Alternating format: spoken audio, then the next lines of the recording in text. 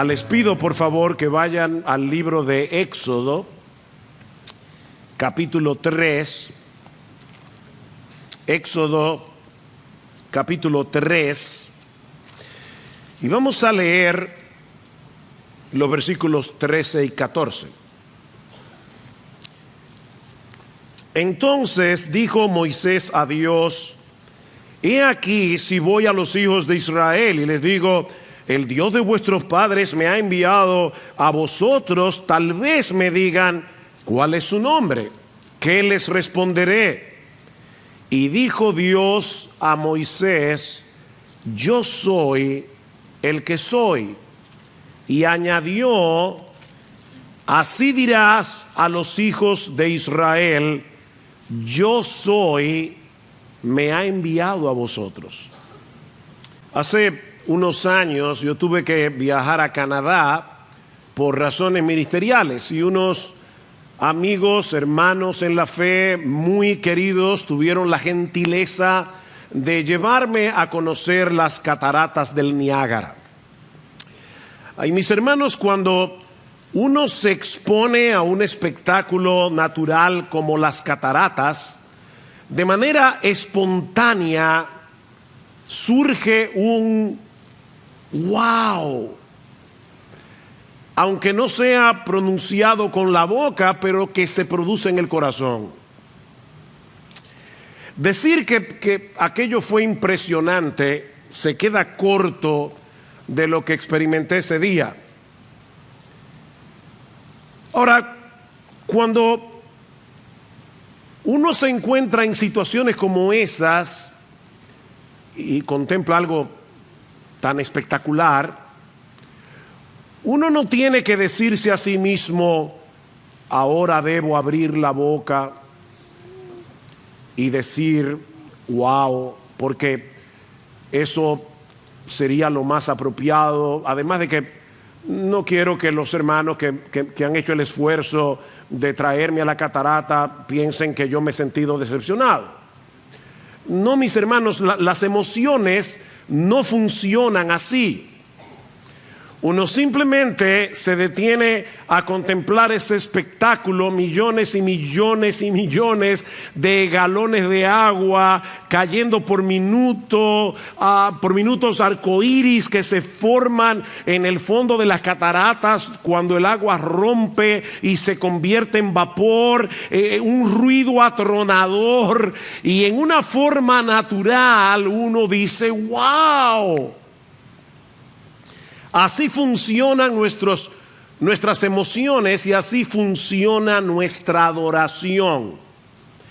Dios nos creó con la capacidad de experimentar asombro ante todo aquello que es hermosamente inusual. Pudiera darse el caso de que alguien visite las cataratas del Niágara y piense, ¿qué tiene de peculiar un chorro de agua que cae desde diferentes partes de la montaña? Pero en ese caso podríamos llegar a la conclusión de que este individuo no posee una idea muy clara de lo que está viendo, o de que su aparato emocional no está funcionando bien. Bueno, lo mismo ocurre con el ser de Dios. Hermanos, ¿qué se necesita para adorar a Dios? ¿Quiénes son aquellos que pueden adorar a Dios con más entusiasmo? Bueno, pastor, los que tienen en su iglesia un buen equipo de alabanza. Yo a veces me pregunto, yo no sé qué pasaría en muchas iglesias si de repente Dios hiciera el milagro de desaparecer a todos los músicos. A mí me encanta la música, me encanta que podamos adorar acompañados de músicos, pero ¿qué pasaría en muchas iglesias que aparentemente experimentan fervor en el tiempo de alabanza si de repente desaparecieran los músicos y nosotros adoráramos como ha adorado la iglesia de Cristo a lo largo de siglos, cuando no se podía adorar con instrumentos musicales? Mis hermanos, no es la música instrumental lo que nosotros necesitamos. Óigame, es bueno tenerlo. No es lo que necesitamos para poder alabar a Dios, para poder adorar a Dios. Es un sentido de asombro que se produce cuando nosotros entendemos quién es Dios. Sin asombro no hay adoración. Los que poseen un mejor entendimiento de quién es Dios y se deleitan en ello son los mejores adoradores que tiene la iglesia. Por eso alguien definía la adoración como el dulce eco de las excelencias de Dios en el corazón de su pueblo.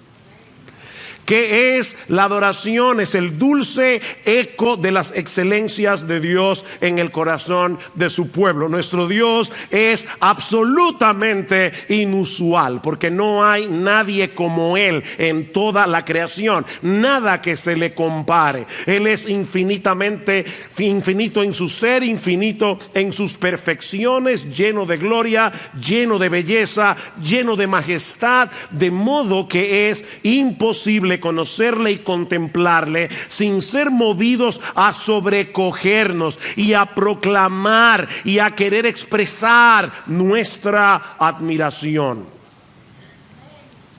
Es la deleitosa proclamación de la gloria de Dios. Eso es adoración. Así dice el Señor, Jeremías 9. No se gloríe el sabio en su sabiduría, ni se gloríe el poderoso en su poder, ni el rico se gloríe de su riqueza, mas el que se gloríe, gloríese en esto, de que me entiende y me conoce. Que se gloríe en eso. Por supuesto, nuestra capacidad de entender a Dios es muy limitada. De hecho, el mismo Dios nos dice también en su palabra que su grandeza es inescrutable. Salmo 145. Ningún ser humano es capaz de comprender a Dios por completo. Y sin embargo, conocemos lo suficiente, dice el mismo Salmo 145, como para contar sus alabanzas a otras generaciones. Dice el salmista, en el glorioso esplendor de tu majestad meditaré. Y lo que yo espero que suceda en esta mañana, mis hermanos, lo que Él está adorando al Señor es que el Espíritu Santo tome su palabra predicada y aumente nuestra capacidad de asombro al considerar la doctrina de la simplicidad de Dios. Como parte de la serie que ya el pastor Salvador inició hace unos domingos atrás acerca de los atributos de Dios. Dios es simple. Lo que yo quiero, mis hermanos, lo que pretendo es que salgamos de aquí anonadados, sobrecogidos, al comprender un poco mejor quién es ese Dios que se nos revela en su palabra escrita y encarnada, y al que llamamos Padre, si es que hemos venido a Cristo en arrepentimiento y fe. Que nuestra capacidad waosística sea aún mayor al final de este mensaje. La simplicidad de Dios. Ese es uno de esos atributos que la iglesia de Cristo ha confesado a lo largo de los siglos, pero del que tristemente no se habla mucho en estos días en las iglesias, o incluso se ignora por completo. Es muy probable que muchos creyentes nunca en su vida hayan escuchado hablar de la simplicidad de Dios. Y que incluso algunos se sientan extrañados al escuchar que Dios es simple. No solo extrañados, ofendidos posiblemente con la declaración de que Dios no es un ser complejo. Dios es simple. Por eso me adelanto a decir que al afirmar la simplicidad de Dios, y créanme hermanos, yo voy a hacer todo lo que esté a mi alcance, ¿verdad?, para que esto se pueda comprender. Pero al afirmar la simplicidad de Dios, no estamos diciendo que Dios sea simplista. Hay una diferencia abismal entre una cosa y otra. Por ejemplo, el libro de Proverbios nos advierte que no podemos ser simples, ¿verdad? Una persona simple es una persona que no posee la capacidad ni la sabiduría necesaria para lidiar con asuntos complicados y para tomar buenas decisiones éticas, buenas decisiones morales. No podemos ser simples en ese sentido. Pero decir de Dios que Él no tiene esa capacidad sería un insulto. Entonces, ¿a qué nos referimos al hablar de la simplicidad de Dios? Bueno, veamos en primer lugar la simplicidad de Dios explicada, para luego ver la relevancia que tiene entender esto, la simplicidad de Dios aplicada. La simplicidad de Dios explicada. Al decir que Dios es simple, lo que estamos afirmando es que Él no está compuesto de partes. O para decirlo de otra manera, que todo lo que hay en Dios es Dios. No hay nada en Dios que no sea Dios. En ese sentido, Dios es completamente distinto a todas las criaturas que existen en el universo, porque todas las cosas que existen están compuestas de partes. Y precisamente por eso requirieron de alguien que ensamblara cada parte, la colocara en su lugar para que esa cosa sea esa cosa y funcione como esa cosa. Leí recientemente que un Boeing 747 tiene 7 millones de piezas. 7 millones. Es un aparato complejo. Y si una de esas piezas, por pequeña que sea, se daña, puede ser que el avión no pueda volar. De hecho, cuando estábamos ahora, hace poco, en la conferencia de Mujer Verdadera en la ciudad de Guadalajara, no pudimos volar el día que estaba pautado porque el avión tenía una pieza dañada y esa pieza no llegó a tiempo para que nosotros pudiéramos irnos en ese mismo día. Una pieza pequeña puede hacer que un avión no despegue de la pista. Pero Dios nunca tiene que cancelar nada. A Él no le sucede eso, porque todo lo que hay en Dios es Dios. Por eso Él no depende de nada ni de nadie para ser quien Él es. A lo largo de los siglos los teólogos lo han expresado de esta manera: todo lo que está en Dios es Dios. Así que todo lo que Él necesita para ser quien Él es Él mismo. Todo lo que Dios necesita para ser Dios es Él. Pensemos en este pasaje, Éxodo 3, la zarza ardiente, del que ya de hecho Salvador hizo referencia cuando habló de la autoexistencia de Dios. Moisés está en el monte Horeb pastoreando las ovejas de su suegro cuando se encuentra con una zarza que ardía en fuego, pero que no se consumía. Y entonces dijo Moisés: me acercaré ahora para ver esta maravilla. ¿Por qué la zarza no se quema? Ahora, Moisés obviamente no era un experto en química, pero él sabía por experiencia que para que haya fuego se necesita un material combustible, o sea, un material que pueda arder. Así que lo que resultaba sorprendente y maravilloso para él era el hecho de que este fuego, que como vemos más adelante en el pasaje representaba a Dios, era solo fuego, todo fuego. No necesitaba la zarza, o sea, el fuego estaba ardiendo en la zarza, pero no dependía de la zarza para poder arder. Ese fuego no necesitaba de material combustible porque, como dice un comentarista, ardía por su propia energía. Se trataba de un fuego que no estaba compuesto de ninguna otra cosa que no fuera el fuego mismo. Ahora, no olvidemos en qué contexto ocurre este fenómeno.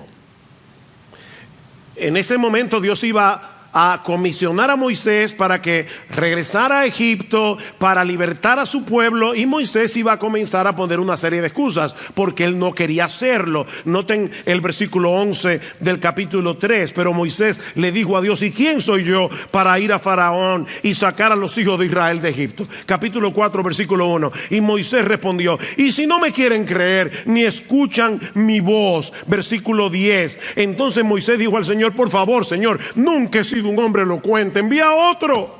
¿Ven? Excusas, excusas, excusas. ¿Qué necesitaba Moisés en ese momento? Oh, pastor, obviamente levantar su autoestima. No, necesitaba saber quién era el Dios que lo estaba comisionando. Moisés no necesitaba autoafirmación. Moisés en ese momento necesitaba saber quién es Dios. Y precisamente eso es lo que Dios le revela. Dijo Dios a Moisés: Moisés, la pregunta no es quién eres tú, la pregunta es quién soy yo. ¿Y sabes quién soy yo? Yo soy el que soy. Así que cuando los hijos de Israel te pregunten: ¿y quién es ese Dios que te ha enviado a libertarnos de la esclavitud de Egipto? Tú le vas a decir: diles que yo soy, me ha enviado a vosotros. ¿Quién es Dios? Él mismo.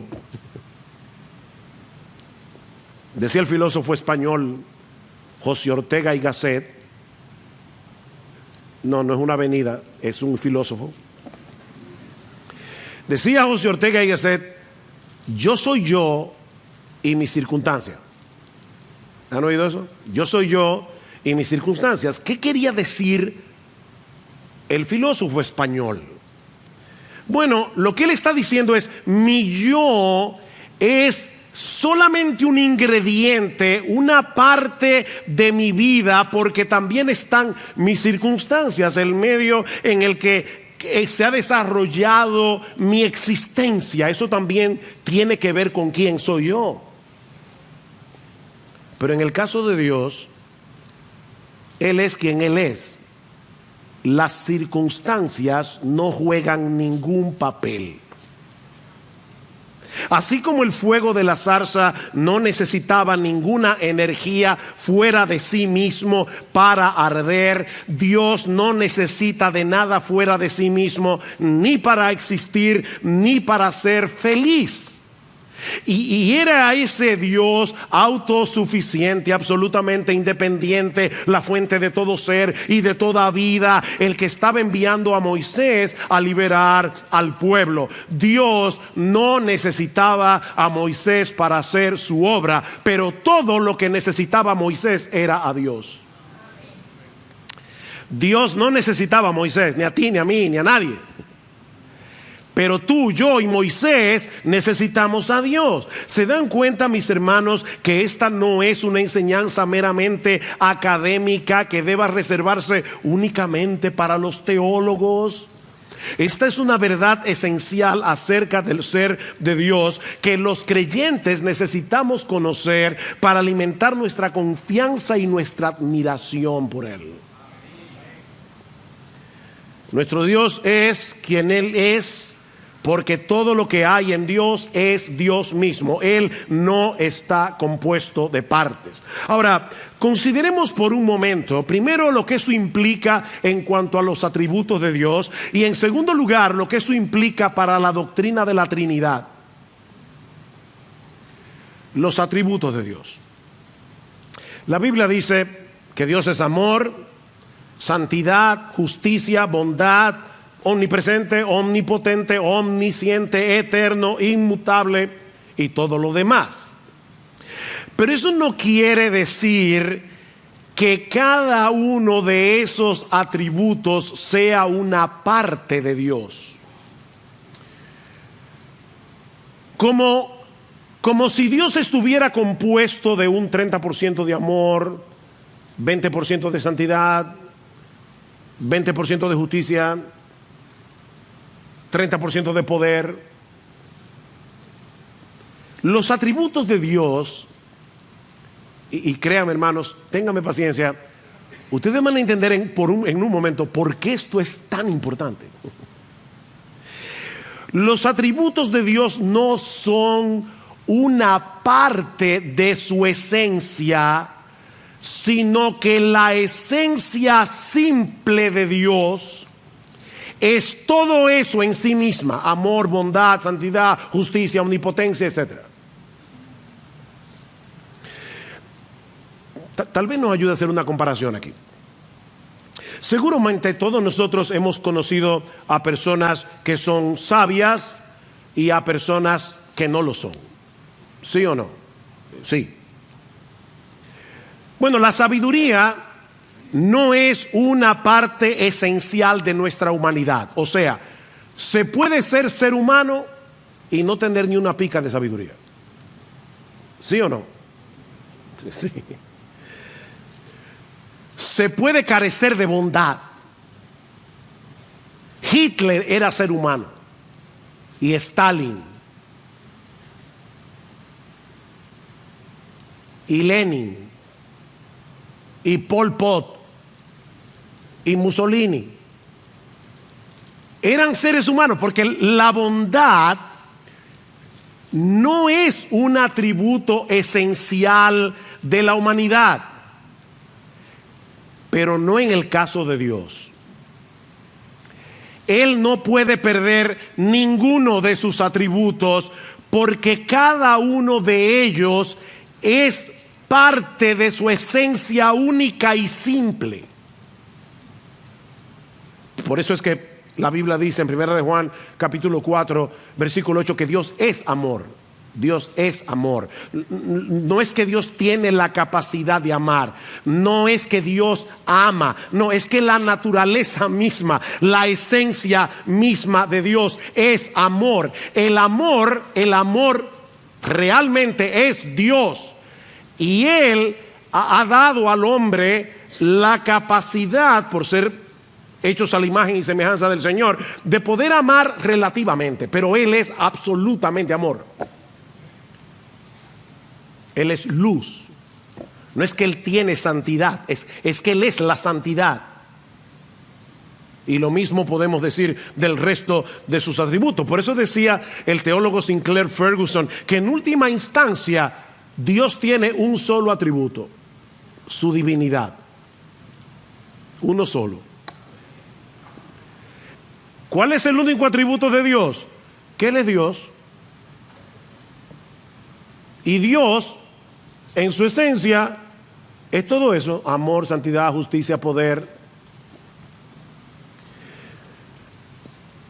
Otro ejemplo que puede ayudar.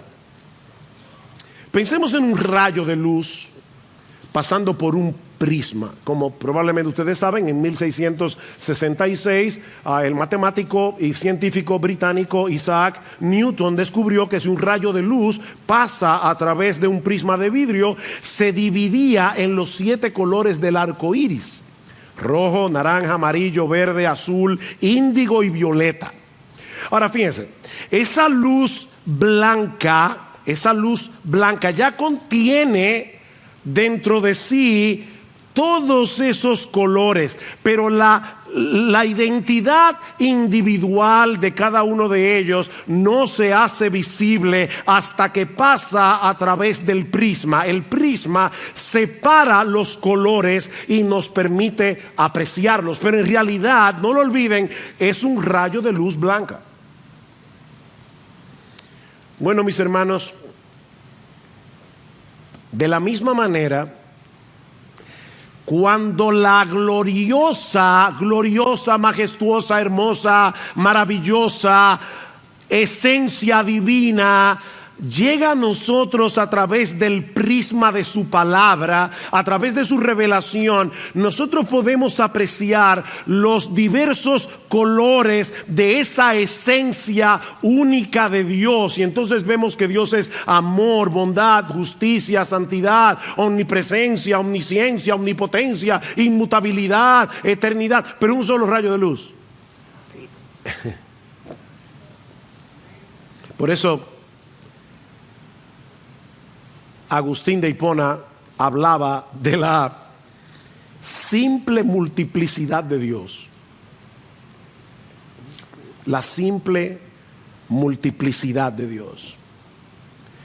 Necesitamos el prisma de las Escrituras para que ese potentísimo rayo de luz de la esencia divina pueda ser apreciado en diversos colores, porque de lo contrario, mis hermanos, nosotros no podríamos entender a Dios. Tú y yo no podemos entender cómo es posible que haya un ser simple, no lo entendemos. Por eso alguien decía, un teólogo que hizo su tesis, su PhD en la simplicidad de Dios, él decía, no hay una cosa más complicada que explicar la simplicidad de Dios. Eso rompe la cabeza de cualquiera. No podemos entender eso. Todos esos atributos son una parte esencial de su naturaleza. Es precisamente por eso, mis hermanos, que Dios es inmutable. Dios no cambia. Y otra vez nos ayuda a pensar en nosotros los seres humanos. Una persona puede en un momento dado comportarse con cierta bondad y en otro momento dado ser un mezquino. Nosotros no somos lineales. No siempre somos todo amor, toda bondad, toda compasión. Porque recuerden, la bondad no es una parte esencial de nuestra humanidad. Pero Dios no puede dejar de ser bueno. Es imposible. Si Dios dejara de ser bueno, se autodestruyera. Porque es que la esencia de Dios, la única que Él tiene, es bondad, es santidad, es amor, es justicia, es poder. Dice el salmista en el Salmo 90, Señor, tú nos has sido refugio de generación en generación, antes que naciesen los montes y formases la tierra y el mundo, desde el siglo y hasta el siglo, desde la eternidad y hasta la eternidad, tú eres Dios. Tú eres en eterno presente, tú eres Dios. Él siempre es el mismo. Dios no puede ser menos de lo que es, ni tampoco más. Si yo le dijera a mi esposa, la quiero piropear, y le digo, hoy tú eres mejor que cuando nos casamos, sería un piropo. Si tú le dices a Dios que Él es hoy mejor que ayer, es un insulto. Ustedes no se han dado cuenta que a ningún salmista se le ocurre alabar a Dios y decir, wow, Señor, tú ahora eres mejor. Es que Dios no puede ser mejor de lo que Él es ya. Es imposible, porque Él ya es absolutamente bueno, absolutamente amoroso, absolutamente santo, absolutamente justo, etc.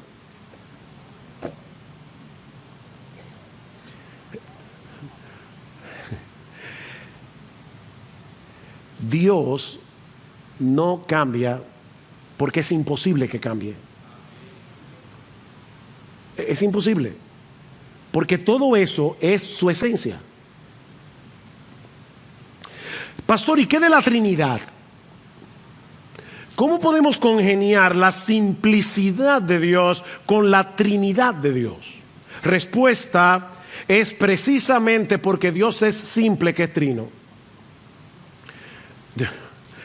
Dios no pudiera ser trino si no fuera simple. La Biblia enseña que la esencia única e indivisible de Dios, simplicidad, subsiste completamente en tres personas distintas: el Padre, el Hijo y el Espíritu Santo. El Padre es Dios, el Hijo es Dios, el Espíritu Santo es Dios, pero aún así no hay tres dioses, sino un solo Dios, porque los tres son una sola esencia. Si no fueran tres dioses. Pastor, de verdad yo eso no lo entiendo. Yo tampoco. Si tú y yo pudiéramos entender eso, seríamos Dios. Pero Él es más grande que tú y más grande que yo. Y qué bueno, porque si Él no fuera más grande que tú y más grande que yo, no pudiéramos escondernos bajo Él. Él es la roca eterna de los siglos.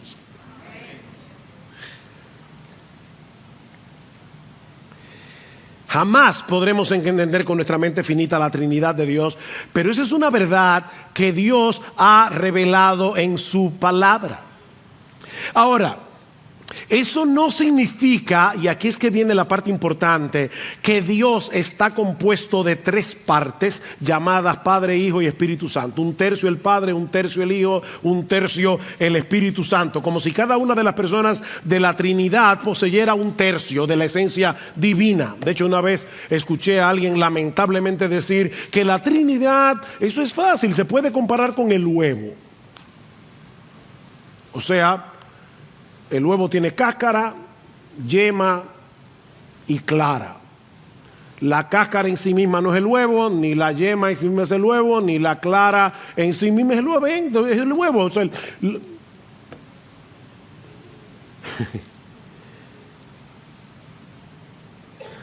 eso equivaldría a decir que cada persona de la Trinidad no es Dios en sí mismo. Es un tercio de Dios. Como si tuviéramos que sumar a las tres personas para tener la esencia completa de Dios. No, cuando hablamos de la Trinidad, lo que en realidad estamos diciendo es que cada una de las personas comparte igual y plenamente la esencia única y simple de la divinidad. Yo te dije que mi oración es asombrarte, que el Espíritu Santo te asombre. ¿De quién es Dios? No hay nada que se le compare. Nada. Deuteronomio 6:4, escucha Israel, el Señor es nuestro Dios, el Señor uno es. Sorprendentemente ese es uno de los textos favoritos de los musulmanes y de todos los que niegan la doctrina de la Trinidad. Pero lo que ese texto significa no es que Dios es una singularidad matemática, que hay una sola persona que se llama Dios, sino que como Dios es único porque hay una sola esencia divina, Él y solo Él debe ser el objeto de nuestros afectos y de nuestra adoración. Por eso el texto sigue diciendo: el Señor nuestro Dios, el Señor uno es, y amarás al Señor tu Dios con todo tu corazón, con toda tu alma y con todas tus fuerzas. La devoción y la lealtad de nuestro corazón, de nuestra alma, no puede estar dividida porque existe un solo Dios. Eso es lo que significa Deuteronomio. Sin embargo, es interesante notar que la palabra hebrea que se traduce como uno en Deuteronomio capítulo 6, Jehová nuestro Dios, el Señor uno es. Esa es la misma palabra que aparece en Génesis capítulo 2, versículo 24, para decir que en el matrimonio un hombre y una mujer, dos personas en el matrimonio vienen a ser una sola carne. ¿Ven? No es una singularidad matemática. Son dos personas que forman una sola carne. Bueno, en la Trinidad son tres personas que subsisten en la única y simple esencia de Dios. Así que Dios es uno y es tres, pero en dos sentidos diferentes. Él es uno en cuanto a su esencia, porque solo hay un Dios, no tres. Pero Él es tres con respecto a las personas, porque son el Padre, el Hijo y el Espíritu Santo. Repito, mis hermanos, eso es un misterio que no podemos comprender plenamente, pero es una doctrina revelada que debemos creer. Pastor, ¿y por qué eso es tan relevante? Bueno, ya hemos visto la doctrina de la simplicidad explicada. Vemos ahora la doctrina de la simplicidad aplicada. Y créame, tuve que debatirme en cuanto a cuántas aplicaciones traer. Voy a limitarme a 4. En primer lugar, porque nuestro Dios es un ser simple que no depende de nada ni de nadie para su existencia, para su felicidad. Podemos y debemos depender de Él en medio de cualquier necesidad y circunstancia. Nosotros somos muy débiles, somos muy necesitados. Cualquier cosa puede afectarnos de repente en una forma profunda y significativa, pero no a Dios. Nosotros necesitamos a Dios, tú necesitas a Dios, Él no necesita a nadie. Pero podemos confiar en Dios precisamente porque Él no necesita a nadie. Porque Él es simple. Como ustedes saben, el viernes 12 de mayo, mi esposa y yo participamos de una celebración que fue muy importante, de mucho gozo para nosotros. Lo más lejos que yo tenía es que ese día terminaría en la emergencia de un hospital en Louisville, Kentucky, con un fuertísimo dolor de espalda. Esa fue la celebración.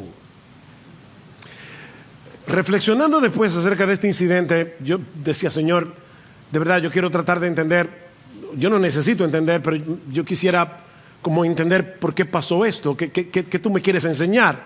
Y varias cosas vinieron a mi mente en ese momento. Por un lado, que en este mundo caído definitivamente no existe la perfecta felicidad. No existe. Por otro lado, que siempre debo estar profundamente agradecido con mi Señor y mi Salvador cuando estaba en el momento más agudo del dolor, estaba privado del dolor. Yo solo podía pensar, mi Señor Jesucristo se hizo hombre y Él decidió tomar ese lugar, ese dolor que es infinitamente superior a este, para que yo fuera salvo. Y eso de verdad produjo mucha gratitud en medio del dolor. Por otro lado, pensé definitivamente, solo Dios puede ser nuestra completa satisfacción. Pero otra de las enseñanzas que yo saqué ese día es que solo Dios merece la gloria por todos nuestros logros, porque nosotros somos demasiado frágiles. Solo Dios merece la gloria, pero qué bueno, mis hermanos, que dependemos de un Dios absolutamente autónomo, un Dios que no necesita de nada ni de nadie fuera de sí mismo para ser quien Él es y para ser absolutamente feliz. Dice en Isaías capítulo 49, porque yo soy Dios y no hay otro Dios y nada hay semejante a mí, que anuncio lo por venir desde el principio y desde la antigüedad, lo que aún no era hecho, que digo, mi consejo permanecerá y haré todo lo que yo quiero. Ni tú ni yo podemos decir, yo voy a hacer lo que yo quiero. Porque una cosita minúscula que no se ve te puede postrar en una cama. Pero no a Dios. Podemos y debemos depender en todo de ese Dios, porque Él hace todas las cosas según el designio de su voluntad. Como dice en Efesios 1:11, su voluntad prevalecerá, mis hermanos, porque Él no necesita buscar nada fuera de sí mismo para hacer lo que Él se ha propuesto hacer. En segundo lugar, porque Dios es un ser simple, debemos vivir con la conciencia. Debemos vivir con la conciencia de que Él está plenamente presente en todo lugar con todos sus atributos. Es un ser simple.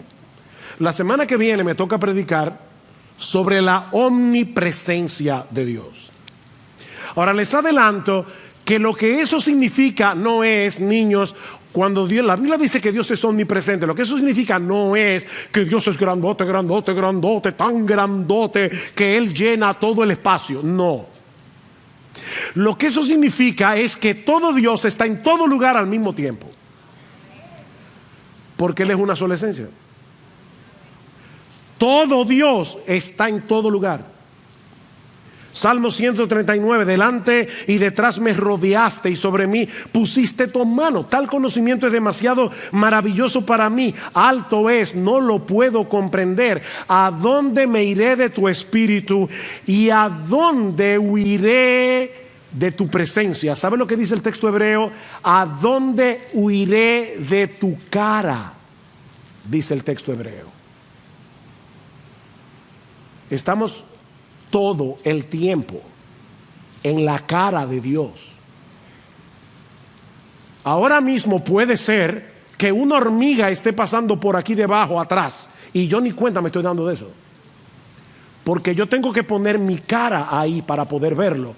Pero nosotros estamos todo el tiempo en la cara de Dios, porque Él es un ser simple. Si subiera a los cielos, allí estás tú, todo tú. Y si en el Seol hiciere mi estrado, he aquí, allí estás tú, todo tú. Si tomare las alas del alba y habitar en el extremo del mar, aún allí me guiará tu mano y me asirá tu diestra. Mis hermanos, Dios no está difuminado, Dios no está diluido por el espacio, como si por aquí estuviera algo de su amor y por aquí estuviera algo de su santidad y por allá estuviera algo de su poder y por el otro lado estuviera algo de su justicia. Todo Dios en todo lugar al mismo tiempo. Si eso no te asombra, yo no sé cómo asombrarte. Dicen Joel Beeke y Paul Smalley, vivimos constantemente en la presencia del Dios infinito, eterno e inmutable, de sabiduría, poder, justicia y amor. Lo que eso quiere decir en la práctica es que debemos vivir en temor reverente, confianza y esperanza todo a la vez. Temor reverente, confianza, esperanza, porque Él está plenamente presente en todo lugar con todos sus atributos. Mis hermanos, debemos suplicarle a Dios en oración que nos ayude a estar conscientes de esta realidad. Sobre todo cuando estamos inmersos en nuestra vida cotidiana. Nosotros podemos estar haciendo la cosa más trivial del mundo y aún la estamos haciendo en la cara misma de Dios. Como también podemos estar en una profunda aflicción y consolarnos con el hecho de que todo Dios está allí con nosotros en ese momento. En tercer lugar, porque nuestro Dios es un Dios simple, en dependencia del Espíritu Santo, debemos cultivar todas las virtudes que nos hacen semejantes a su carácter. Todas las virtudes. Dios no es más amoroso que santo, ni más santo que bondadoso, ni más compasivo que justo. Recuerden, es un rayo, un solo rayo, una única esencia, que es todo eso a la vez. Y Él nos hizo a su imagen y semejanza. Es verdad que el pecado distorsionó la semejanza de Dios en nosotros, pero Cristo vino a restaurar esa imagen, de manera que los cristianos no podemos darle más importancia a algún aspecto del carácter de Dios por encima del otro. Tú no puedes decidir, yo voy a cultivar ahora el amor, y qué del gozo, y qué de la santidad, y que de la justicia. Es que tú no puedes tomar esa decisión. Es por eso que en Gálatas capítulo 5 versículos 22 y 23 se habla del fruto del Espíritu, no de los frutos del Espíritu. Es un solo fruto, porque ese solo fruto encierra todo el carácter hermoso y maravilloso de nuestro gran Dios y Salvador Jesucristo. Así que nosotros debemos crecer en amor, gozo, paz, paciencia, benignidad, bondad, fe, mansedumbre, templanza, porque nosotros queremos parecernos cada vez más a ese Dios que es una sola esencia divina. Finalmente, porque nuestro Dios es un ser gloriosa y maravillosamente simple, Solo Él es digno, solo Él es digno de nuestra más ardiente devoción, lealtad y adoración. Solamente Él, porque en todo el universo no hay nadie como Él. ¿Recuerdan cuando un escriba le preguntó al Señor, ¿y cuál es el primer mandamiento de todos? ¿Qué hizo Jesús? Fue a Deuteronomio capítulo 6. Y le dijo, el primer mandamiento de todo es este: oye Israel, el Señor nuestro Dios, el Señor uno es, y amarás al Señor tu Dios con todo tu corazón y con toda, porque un solo Dios, con toda tu alma, con toda tu mente y con todas tus fuerzas. Ese es el principal mandamiento. Si Dios es uno, si hay una sola esencia divina, no podemos tener nuestros afectos divididos. Debemos amarlo y adorarlo únicamente a Él con todo el corazón, no con una parte, con toda nuestra alma, con toda nuestra mente, con todas nuestras fuerzas. Es cierto que de este lado de la eternidad, mientras el pecado more en nosotros, adorar a Dios de ese modo es prácticamente imposible, es una lucha. Pero en la misma medida en que se acreciente nuestro asombro por quien Él es, en esa misma medida aumentará el fuego de nuestra devoción por Él. Recuerda, mi hermano, mi hermana, que la adoración es el dulce eco de las excelencias de Dios en el corazón de su pueblo.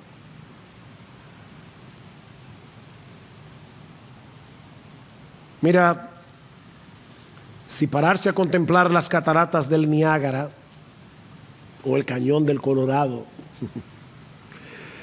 puede llevarnos a sobrecogernos de asombro y llevarnos a decir, wow,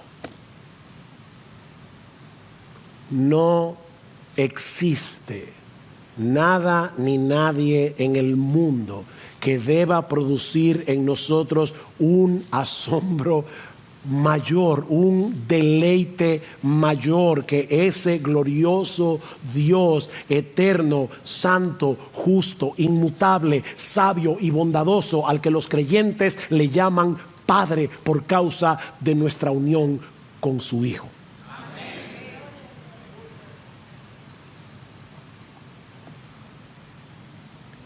Mira, mi amigo, si tú estás aquí sin Cristo, de verdad, tú eres digno de lástima. Tú eres digno de lástima. No existe un privilegio mayor que tener a Dios como Padre. Conocer a Dios, que se gloríe en esto, en entenderme y conocerme. No se gloríe el sabio en su sabiduría, ni el rico en su riqueza, ni el poderoso en su poder. El que se gloríe solo tiene una razón para gloriarse: en que me entienda y me conoce. Si tú no conoces a ese Dios, tú eres digno de lástima, de verdad. Pero tú puedes conocerlo hoy. Él se ha revelado. Él viene a través de su palabra. Y nosotros podemos conocerlo viniendo a Cristo en arrepentimiento y fe, para que ese Dios, ese glorioso Dios, ese majestuoso Dios, ese incomprensible Dios, venga a ser nuestro Dios y nuestro Padre. Concluyo con estas palabras de doxología en el libro de Judas. Y aquel que es poderoso para guardaros sin caída y para presentaros sin mancha en presencia de su gloria con gran alegría, al único Dios, nuestro Salvador, por medio de Jesucristo nuestro Señor, al único Dios, nuestro Salvador, por medio de Jesucristo nuestro Señor, sea gloria, majestad, dominio y autoridad antes de todo tiempo y ahora y por todos los siglos. Amén y amén.